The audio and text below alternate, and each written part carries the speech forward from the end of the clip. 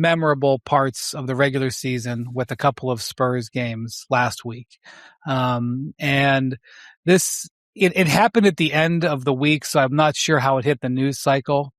But the Spurs had back-to-back victories. They had just come home from their rodeo trip, and they had a real quality win over the Pistons. The Pistons matchup with the Spurs is not a convenient one for Detroit because the perimeter pressure they can put on Cade Cunningham and the rim defense with Victor it's a tough one. If that ends up being the finals, which it's on the board, I would like the Spurs in that matchup, which we can talk about in a second. However, they finally have a little bit of a respite, and they come back and they play the Clippers. And you could just tell in this game that there was a bit of an energy crash. Plus, Brook Lopez had an awesome game for the Clippers. Clippers actually been playing. Lopez was raining them. He was making Wemby guard him out there. I'm not sure if it was his best game of the year, but it was certainly up there. Kawhi. By the way, as a quick aside, on Monday, Shea is going to, right, McMahon, he's going to potentially tie the record for Wilt Chamberlain. Yeah, he's tying him Monday, breaking it in the next game. The Wilt 20-point streak I would assume he's breaking it. We're going to see if he can do it, but he's done it 125 or 124. Was it 125 straight now? I'm pretty sure 126 and 127 are on the horizon. By the way, all right. He extended against the Magic when he strained his ab in the first half. I'm pretty sure he's going to get that record. That's true. All right. Anyway, so it's 125, is it right now? Yes. Kawhi is at 41. So, that's and again, good. More than anything, that means that Kawhi has finished 41 consecutive games that he's played. You know? There hasn't been an early exit. Kawhi had a good game that night. And Jordan Miller, who's been their sort of G League discovery, had a good game that night. So anyway, the Clippers in San Antonio built a 25-point lead. The Spurs had been through a number of real tough games. The Clippers actually been playing relatively well, all things considered, in the wake of the trades. They've been putting up some decent numbers. Anyway, so what did it get to, McMahon? Did it get to 25? It was 75-50 at one point. Okay, that's clean. And then the Spurs walk them down, and we routinely see big comebacks, but 25, that's pushing in a second half 25-point comeback. That's 25 in the second half of a game. That's the second half of a back-to-back for a team that has its MVP candidate on a tight minutes restriction because they ramped his minutes up the night before. Victor played 39 the night before, so they weren't going to run his minutes high. That 39 is the second most of the season.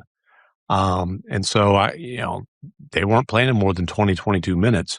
And so, yeah, it was a pretty unlikely comeback given all those things, even though they were at home. Right. So they walk them down. And then there's this play. I don't know if you want to describe this inbounds play late in the game. Man, just an unbelievable thing. Yeah. Ty Lue drew up an awesome play where they had Victor guarding Derek Jones Jr. in the second half. I think a lot of that's because Lopez was so effective in the first half. They wanted him on a guy they were more comfortable sagging off of. Anyways, they set a back screen on Victor. This was out on the left wing, pretty high up out on the left wing. I forgot who set the screen, but a great screen. And the play is a back screen on Victor, Jones lob over the top. And if you pause it at the right time, Jones is in position to launch, and Wemby is up above the elbow. I mean, he's 15, maybe 20 feet away, and Batum looked at it. And, Nico Batum is inbounding the ball from the side out of bounds. Yeah, Batum basically looked at right next to the Clipper bench, right? Yeah, yep. But guy's very familiar with Victor Wembanyama's skills as a fellow Frenchman. Yes, and he didn't go to it. And, after the game, Ty Lue said, Nico thought Victor was playing in between. In other words, he thought Victor was going to be able to get to it. Well, not only that, he stepped over the line Well, no, then he passes it in to Lopez, and Lopez is like, this wasn't the play. And Lopez passed it right back to Batum. Batum hadn't gotten in bounds yet. Is what happened. Yeah. Right. So the point of critical this turnover. The point of this is Ty Lue draws up a play that was probably going to work. And Victor Wembanyama successfully defended. I want to be clear. Victor Wembanyama successfully defended the rim from 20 feet away from the rim. What I would say is the threat of Victor Wembanyama successfully intimidated Nico Batum into not trying. Well, however you want to qualify it, that's defending the rim. Sure. Yeah. Just his presence on the floor. And as we were talking about this on our group chat, you even said, he goes, not only did he defend the rim from 20 feet away, he was getting screened. Yeah. He was getting screened. And again, Batum, I'm sure when Batum watched that film, he was like, man. But Wemby it's an understandable reaction. Yeah, Wemby is such a dominant presence that he forces guys into being so hesitant that a lot of times hesitancy is the right decision. In this case, it wasn't. So the Spurs, I can't remember now because it's been 4 days. I mean, did De'Aaron Fox, I think De'Aaron Fox, he was being fourth quarter De'Aaron Fox. I can't remember who to credit for some of their offensive plays. Victor had an incredible block where he blocked one end and then ran the court and finished with a dunk at the other end during the comeback. That is probably a top 10 highlight for him this year in terms of actual eye candy. I don't know, man. I don't know. There's a lot of competition there. I know, but it's a long list. That was doing nice. it at both ends was pretty special. Yeah. Okay, fine. I'll back that off. But whatever. It was so.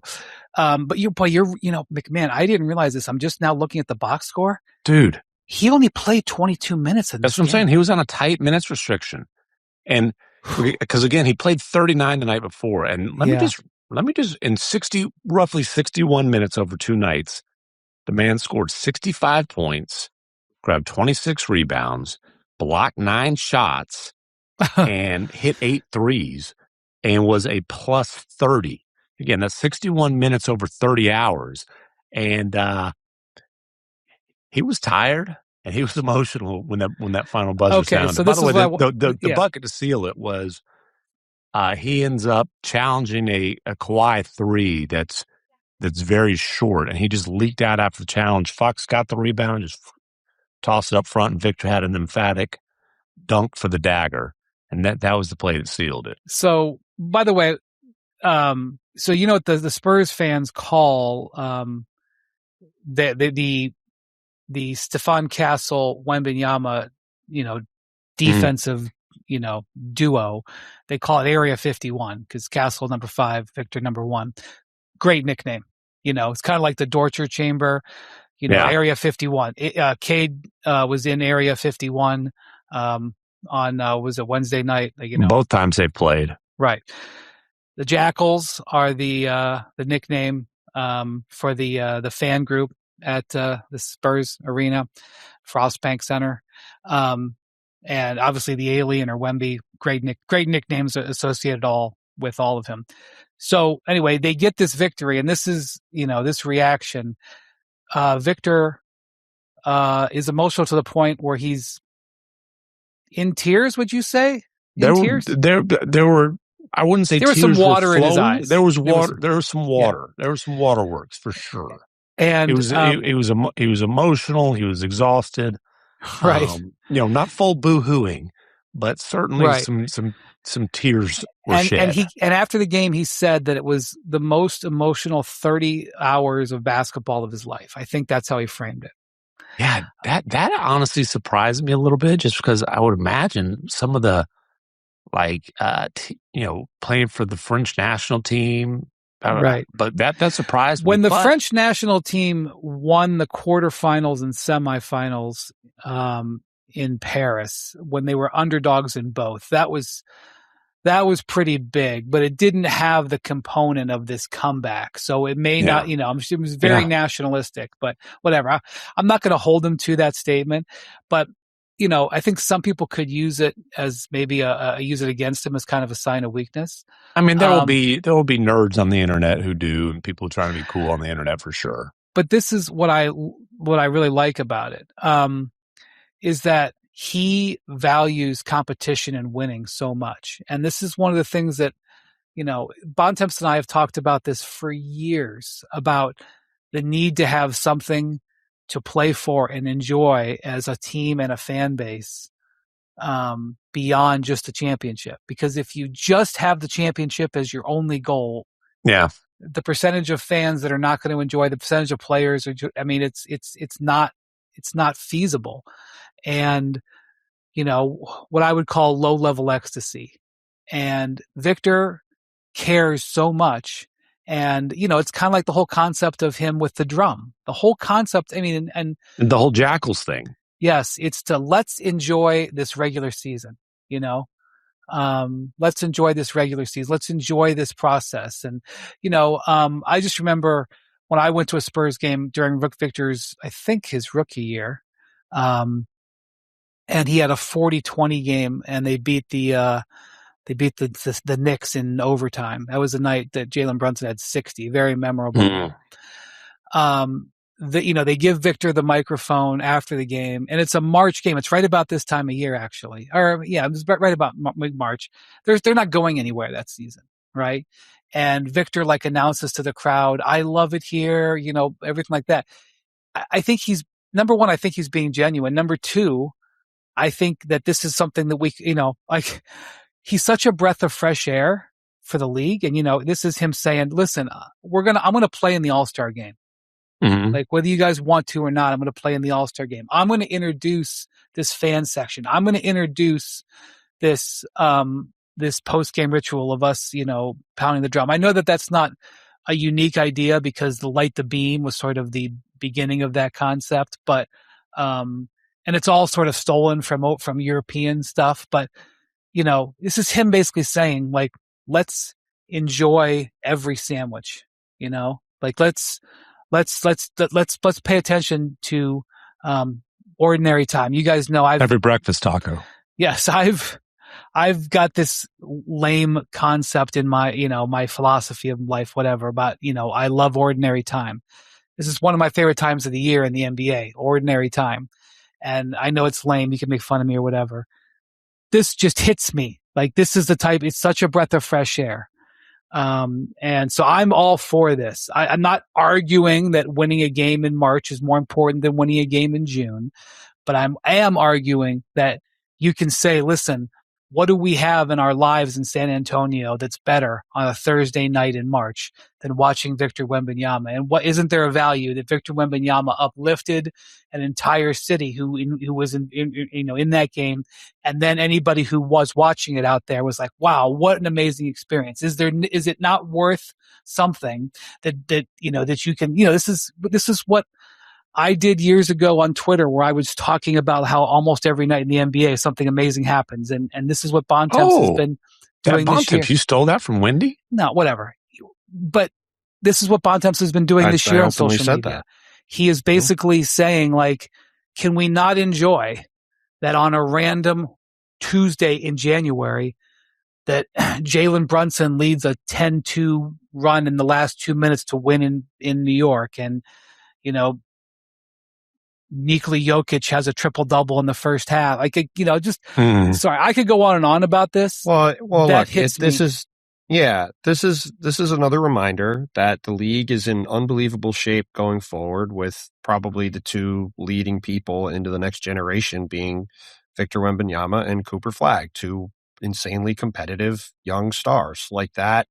That is a really important thing for the league. And it's the same reason why for the past few months now, I keep banging the drum on the need to change these incentives at the end of the season to where all these games have meaning and to have wins count towards lottery positioning. It all goes back to the same thing where, 0.2% of people at this point know what ordinary time is. A kid who went to Catholic school whose I know, mom and I'm is not quite even a religious. practicing Catholic. It's the concept of it. Yes, but it is like Yeah, of course McGann doesn't know.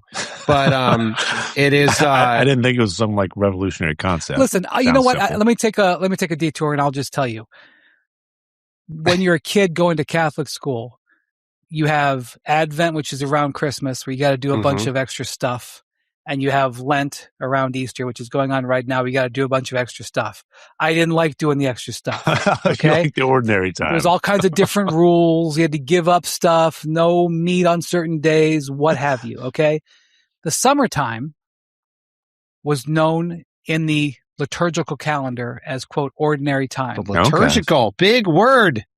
Ordinary time. That's no clue what that word is. That's literally what it said. Like when I was dragged to church, when I was, and it would be like, mid-June, and I just really wanted to get outside and play, you would see on the thing, it would say, welcome to Mass on June 17th, 1989. The 16th Sunday at an ordinary time. Ordinary time was great. No extra stuff. It was the best weather time of the year. I knew when we got like when I saw the calendar go and it's now ordinary time, I was like, yes, ordinary time. I love ordinary time.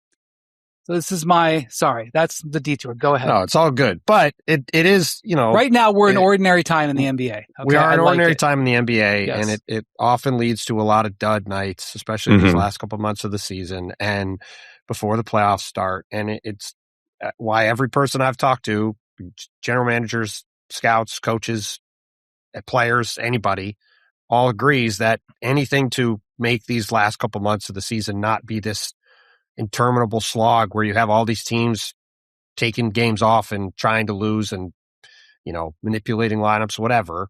It'd be nice if we had a full slate of games every day where we could have things come out of it like this Clippers Spurs game and like the Pistons Spurs game where you have two teams competing all the way through.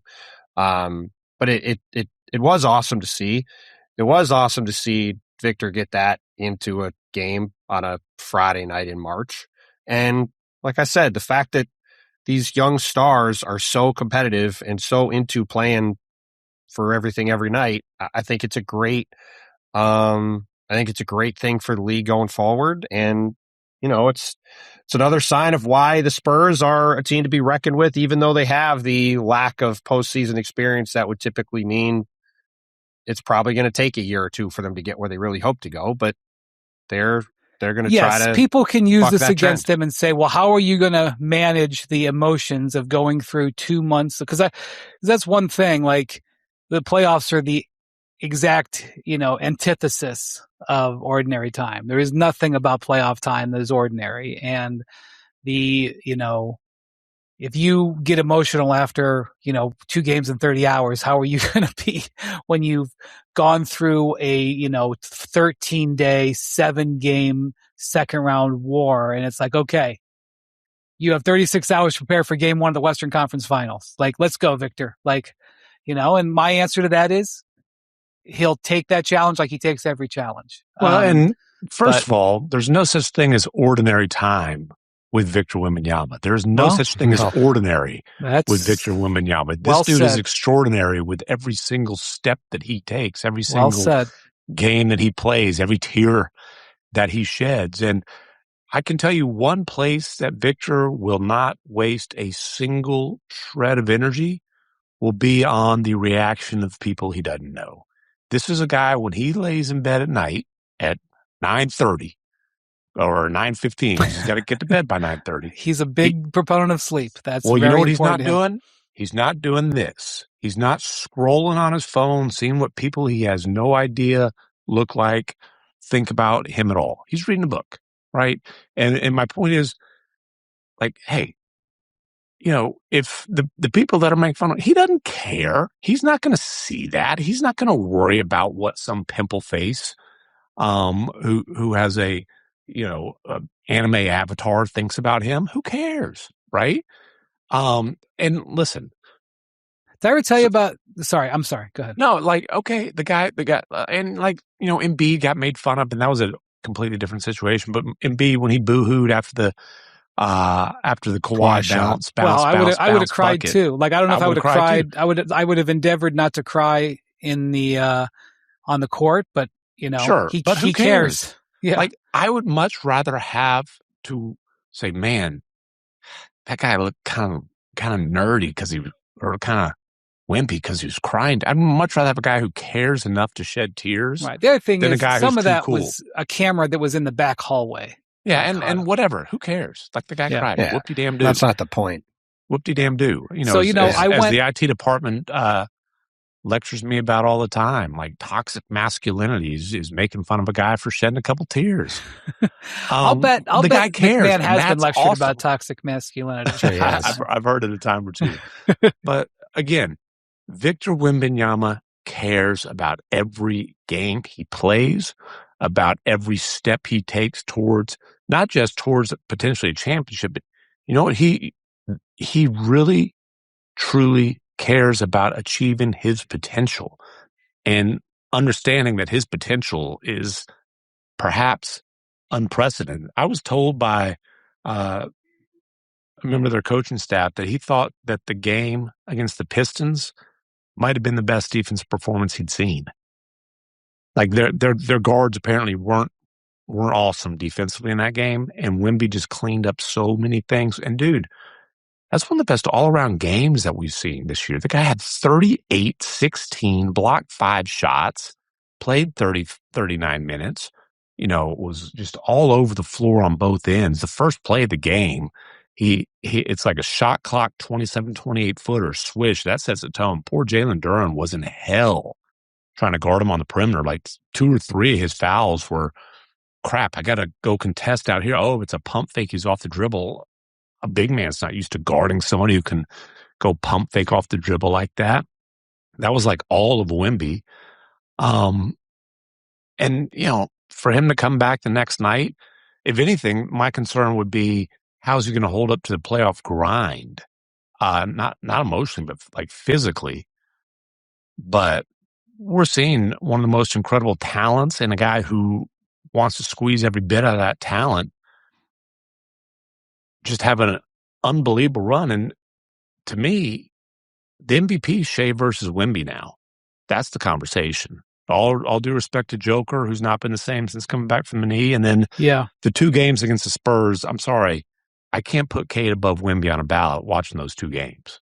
Yeah, I think fair point. I had him ahead on the ballot one. I think you're being a little aggressive dropping Jokic out completely, but I would agree also completely that Cade is not going to win. We're going to have another year without an American MVP, barring catastrophic bad injury luck across the board for the other 3 guys, because it is going to be one of those 3 guys. I don't know if I'd say Jokic is out, but not out, Victor but he would be third on my ballot at this point. Yeah, that's fair. But Victor certainly continues to keep himself in the mix with games like this, and while keeping the Spurs within at least shouting distance of the Thunder for that top seed in the Western Conference.